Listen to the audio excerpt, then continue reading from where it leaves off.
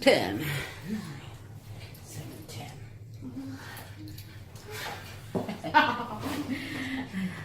Hello, Denise. Hello. How are you today? I'm doing pretty good. Yeah? Yeah. What's on your mind? Let me see. Well, I'm excited to start teaching yoga. Not here at CSUB, at a gym outside of CSUB. Wow. That's coming up, and I'm hoping that that will help me financially, so relieve some of that stress that I had felt throughout the beginning of the term. Like survival mode was interrupted, so I couldn't really function as well as I had liked to. Like I feel the difference now. Like I can focus on material more. I can I don't have to worry about my family having to pay things and blah. So it's like it's just so good to not have that stress anymore. So a little bit of stress relief. Yeah. I don't know.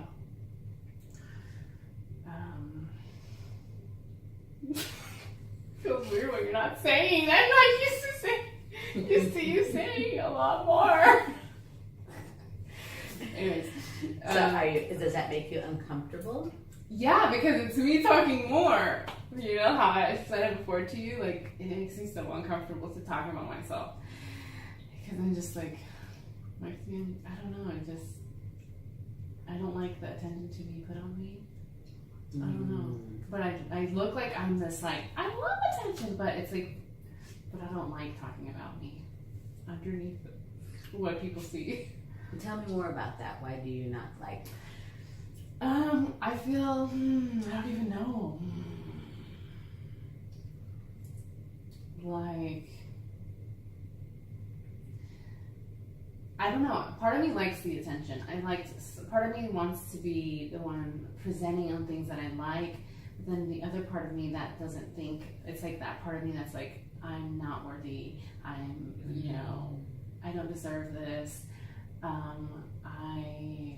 That voice in me is like, don't talk about yourself highly because you're not even worth anything. It's like that voice that I think that's still lingering there.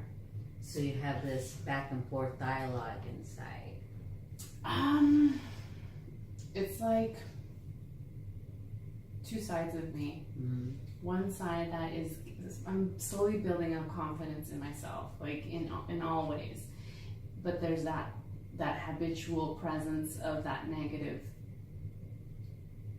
voice in my head that's still lingering around. It's not as prevalent anymore, but it still comes up, and like even right now it came up. Yeah. What would it feel like to not have that negative voice be so strong? It would feel like this pain in my stomach would be gone. It's like here, I feel this pain here. But it physically it's there, but emotional, I don't know, it would be like liberated and like not having that message in the back of my head anymore. I guess I would just be free. Free. Whoa. Yeah. That's deep. Tell me more about what free means to you. Like I said, I've been feeling that way lately. Like not caring about what people think and not caring so much about how I look or having to worry about how little things, like how my stomach comes out of my pants, these things, or like how my hair looks, like not caring about those things, but then also like thinking highly of myself and like putting on makeup if I want to. So it's like a weird mesh that I'm trying to, but it would feel like a good balance between not caring about others, but then caring about myself just enough. Balance. Like a balance there. And it's very out of balance. Well, I'm trying to figure out that balance there. But yeah,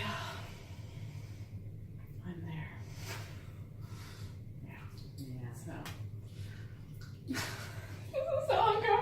sorry. Like, Uncomfortable. Uh-huh. Have you felt uncomfortable with us before? Remember, I've said it like the second time. The last time I was at your house, Okay. and you were like saying less, and like I said it to you, and I was like, this makes me feel uncomfortable. Well, now I'm feeling it again. And therapy does provide me with like that corrective emotional experience because I was never like, we don't do this in my family. Like, let me tell you about my life, or let me tell you about what happened at school, or let me tell you about a boyfriend, or let me tell you about what my friend said, a joke. We don't do that, and I've never had this experience, so I think it's really awkward for me, and it's uncomfortable, and it's awkward, and I know it's going to be a good thing though, but I think it's just really uncomfortable. So the uncomfortableness comes from the novelty of not having. Not having this, I guess. Yeah. And then I think that voice is like replayed and like, no one's gonna listen. No one cares about you, Denise. Like, no one bothers to hear your opinion, Denise. Like, those messages. So how does it feel to be listened to? It feels fucking amazing. Oh. Yeah, it really does. I'm crying because that's why I know therapy, you know, is it can work because some people are not listened to. Some people can't share these little things with other people in there. So basic skills are so important in the long run. Yeah. Yeah. So that touches you deeply. Yeah. So yeah. That's why I know I need to receive therapy because I'm just listening, right? And that's what I've always done, listen to people. I'm great at listening to people. I'm naturally great at listening because I was never heard. And so I just took on this listening spirit and I never was heard myself. So I can't be just giving and listening to people and helping people without me receiving that same help because I know that I do need it. So, yeah. What does it feel like to have that knowledge now? To know that listening is transformative. Yeah. It makes me so. It was a feeling word that I read earlier. It was like entranced. No, it was. I don't know what word it was. Like one word that it was expressive on. Feeling energetic. No, it wasn't even energetic. It was whatever word, but it was being so. That's why I think I'm so like captivated by what we learn and entranced. I guess that comes back, but and the material and so engaged and so present because like I guess I don't have that so. When you give someone that changes their lives. And yeah. So you talking a lot was like, I guess that was normal. That was like what typically happens for me. That I'm spoken over. I'm like, not that you did that a lot. You also reflected and summarized and paraphrased. But like I guess that's what it brought up. Like now that I'm thinking about it, like when you know your feedback is to say short statements, that makes me way more uncomfortable than when you would elaborate more because that means more time for you to talk, less time for you to talk. Yeah. And when you talk, do you feel vulnerable? It's not about vulnerability for me. I can tell someone what I've gone through. It's different for me. I don't know. I was reading the feeling words, and one was vulnerability, and I was like, but vulnerability for me is different. For me, vulnerability isn't sharing your deepest, darkest information, like what you've been through. Like to me, that's not vulnerability. To me, it's like if I'm crying in front of you, I'm vulnerable. It's not the act of telling you what I've gone through. And that's why I think what it applies to most people don't like to share. I just don't like letting people see me cry. And I was just vulnerable. That to me is vulnerability. Letting someone see me crying. Because crying looks like weakness. And that to me, that's vulnerability. Not the act of sharing my most intimate experiences. I thought of that earlier. I was like, wow, that's kind of weird of me. And weakness is, I guess, weakness is like not admitting that not being heard hurts. And it hurts. It hurts. You know, not being heard. I guess that's what it is. Oh my God. yeah. You know. So if I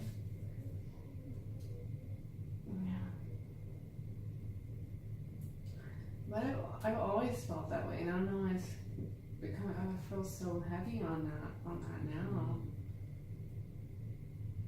But growing up, I always thought people didn't care about me. People like those same like. I didn't trust adults. It was serious, a lot of trust issues that.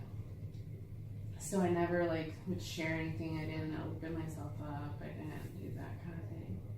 And I know that about me.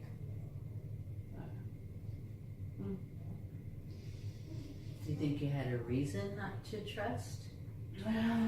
Well, I didn't trust my mom growing up, so I just didn't have that. I couldn't tell her these things. I couldn't tell her, Mom, I have a boyfriend. Mom, you know,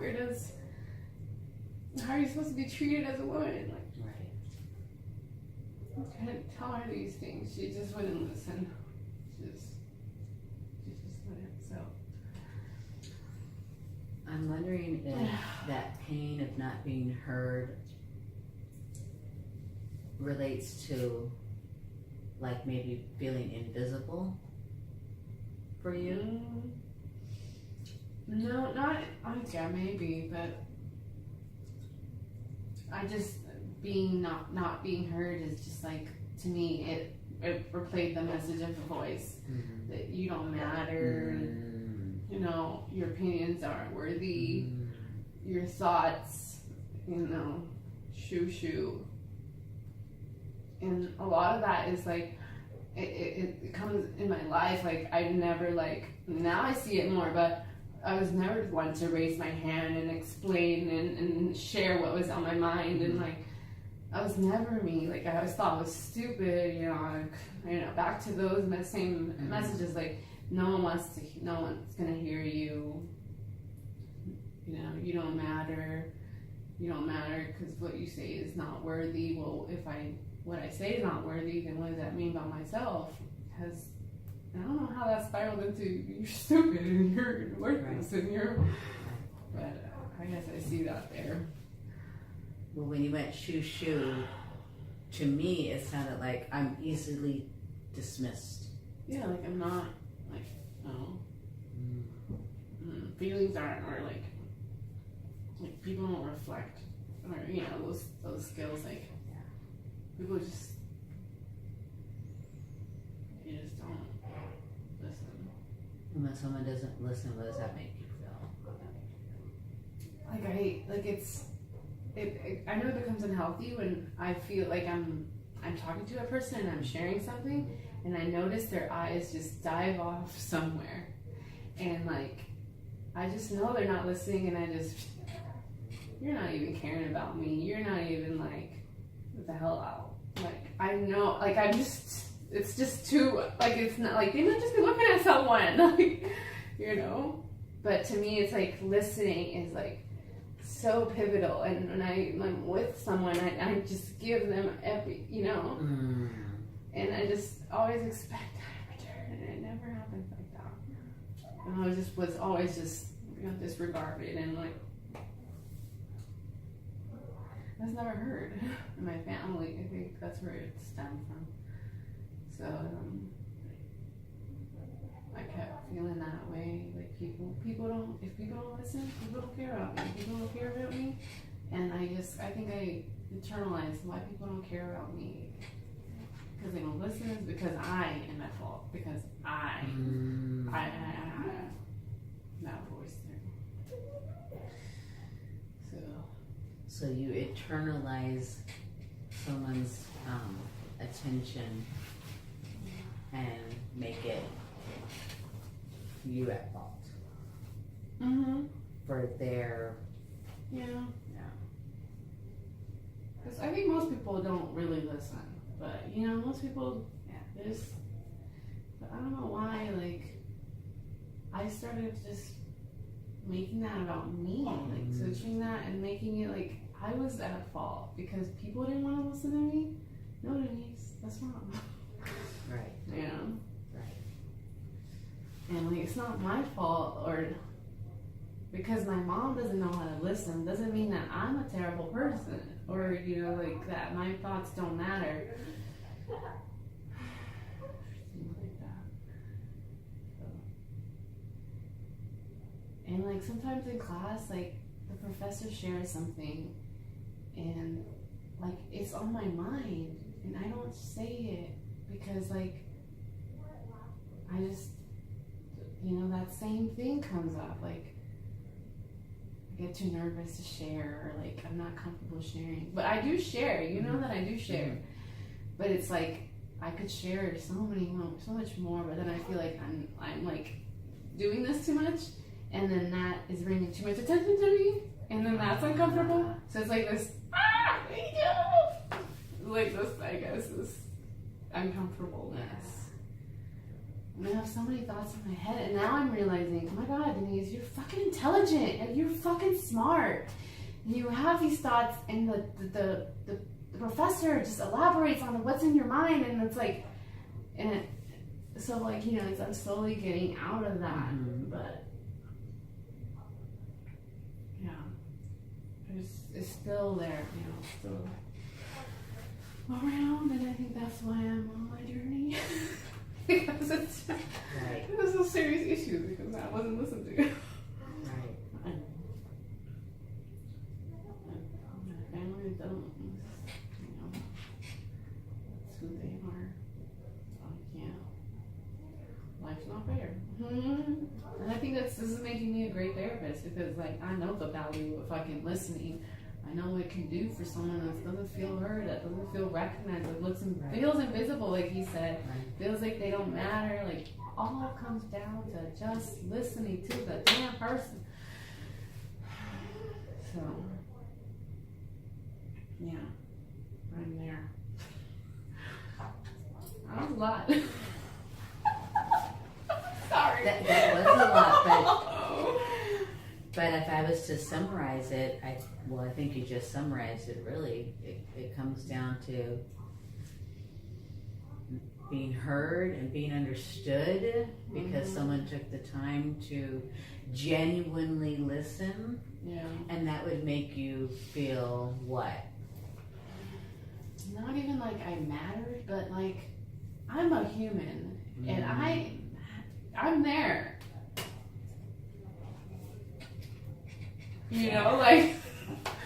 Like I am a person too. Like I'm not this like I'm not this invisible soul. I have a brain, I have a body, I have an opinion, I have these ideas, and I think I've always thought like I don't feel like I've been academically challenged until now, because, and I say like with my family, I don't get to talk to them very much.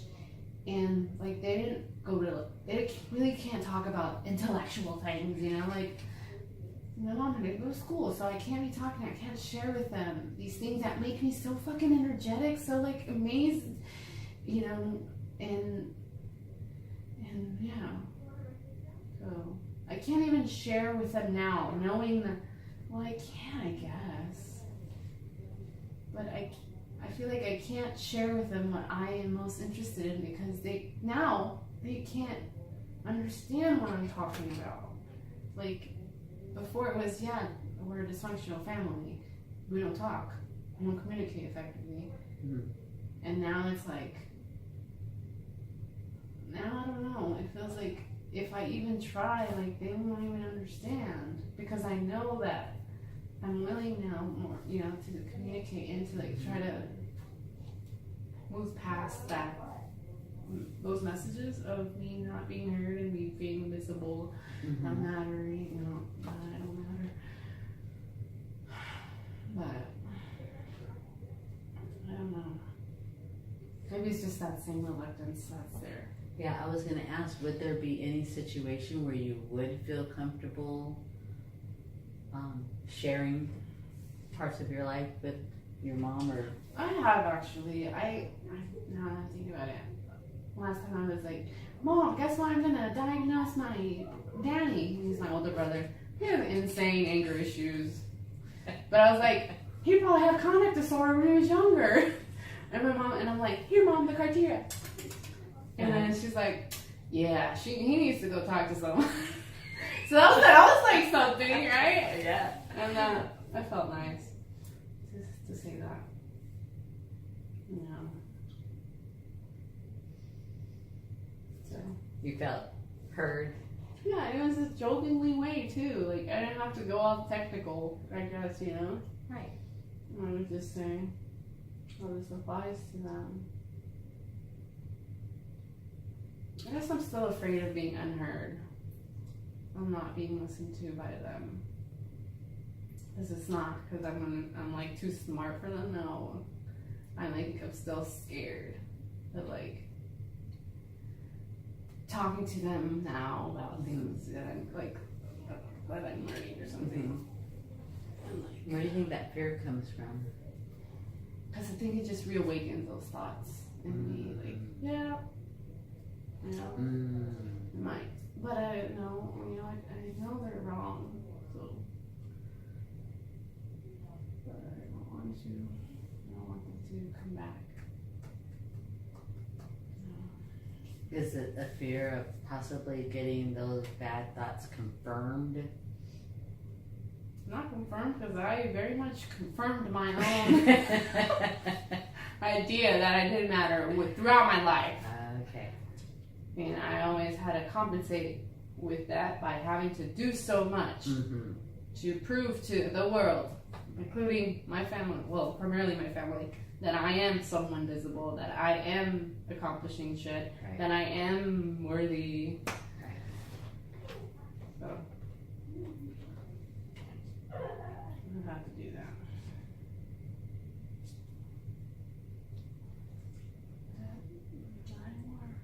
Not anymore. No, I'm at grad school not because of them, not because I want to be a master student, not because for the same way that I did my undergrad, I guess.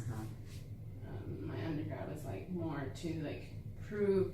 I think it was ultimately to like prove my mom like I'm gonna become someone in life, and like almost like putting in her face, ha, I have a fucking degree. But now I'm like doing this because like I learned what therapy was. It has helped me so much. I'm doing it for me. And yeah, it looks like a fancy title at the end of the day, but it's not for you anymore. So it's like me being passive. I don't know, is that making you aggressive? But it's like, no. It's like for me, like I don't know, it's different. That's a different feeling for me.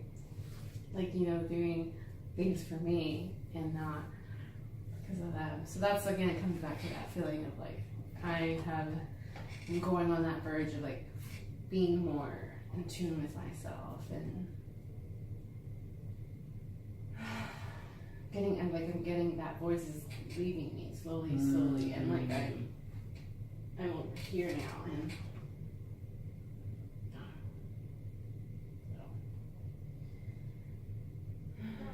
it all relates. And that's a huge part of my journey. But I see you're smiling when you're talking about that negative voice leaving you. It makes me so damn happy that it's dwindling, it's weakening, Yeah.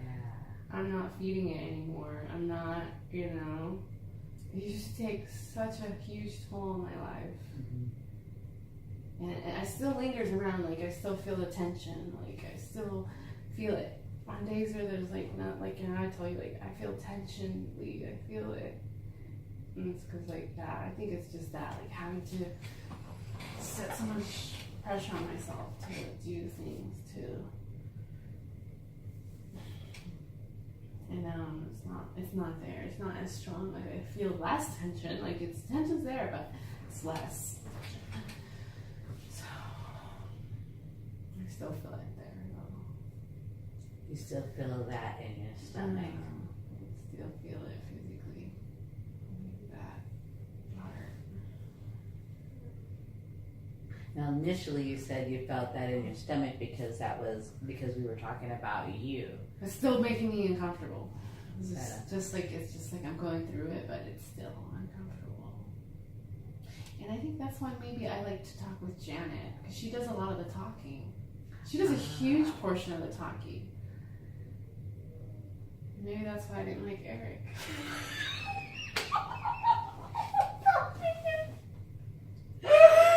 I did like Eric. I was like, no, I was pleasing him too much, but it could have been that too. Like, he's making me feel uncomfortable because I kept talking about me.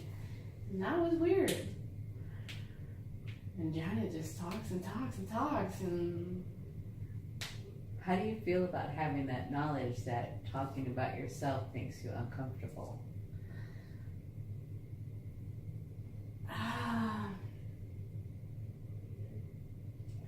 I guess I have to do more of it, but like I don't want this to be uncomfortable. I want to be able to like praise myself and then like be able to like be confident and I don't think I'm like confident in myself yet.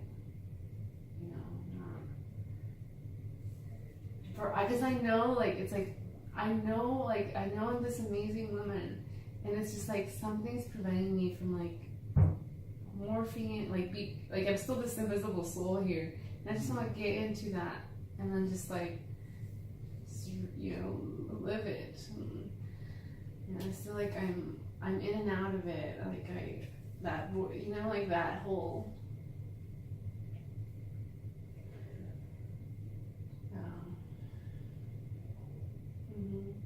So you're in it just enough to know that that's what you That's what I want to be. And I think that's what I want like therapy. Like I'm becoming so much closer into that. Like I'm just learning and I'm learning so much about myself and like my family and like my thoughts and everything. And it's like really helping me. More than anything personally, like it's academics, but I'm like it's for me, and it's to become a therapist too, to help people. But first is me, and I never thought that way. Wow, never thought that way. I was always giving, listening, and like the invisible person. And how does it feel to put yourself first? I'm still not good at it, but it's different.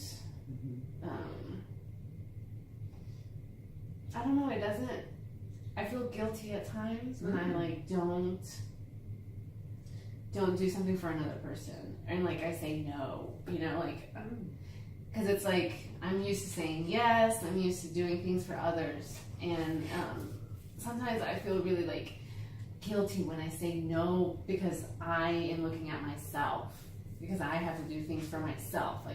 It's hard for me to be selfish, I guess.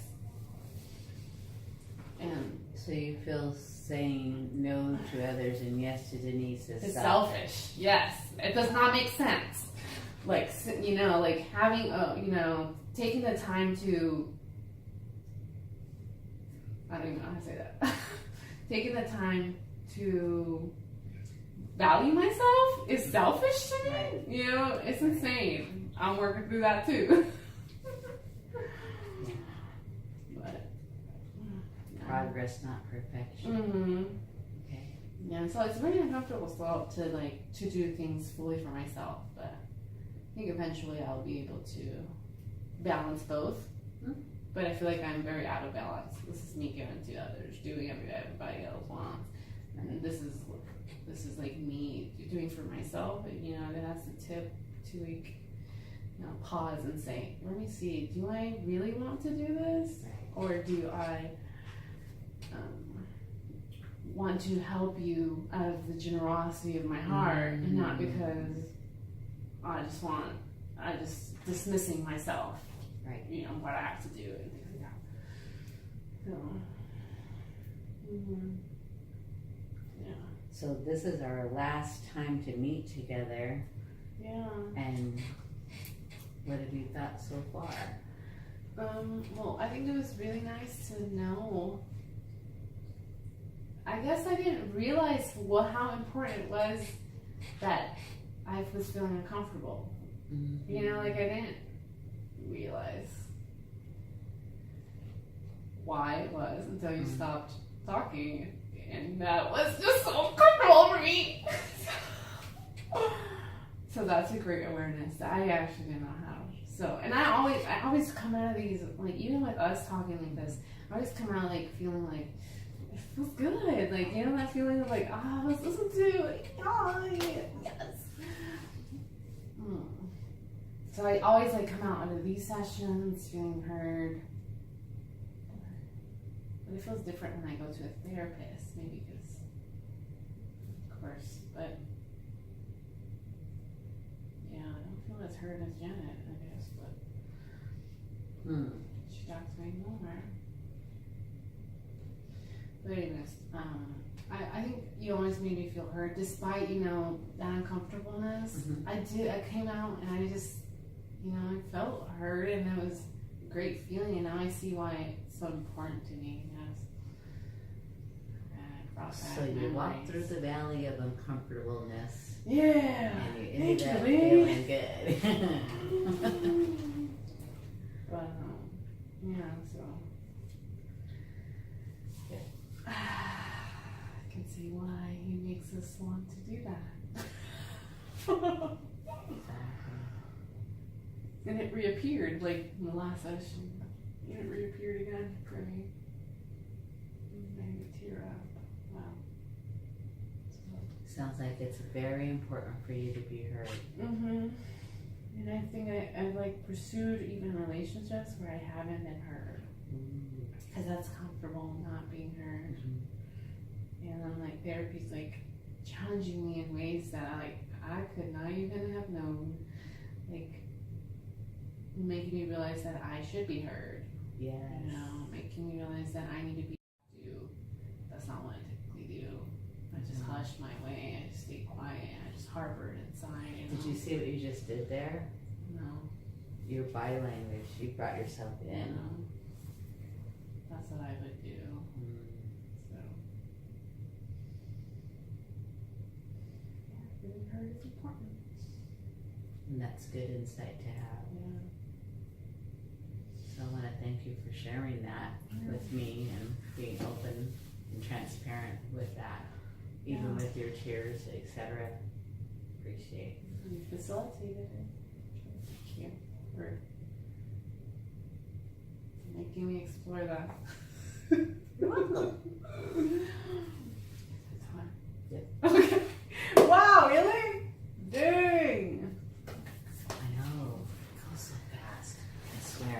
Man. look at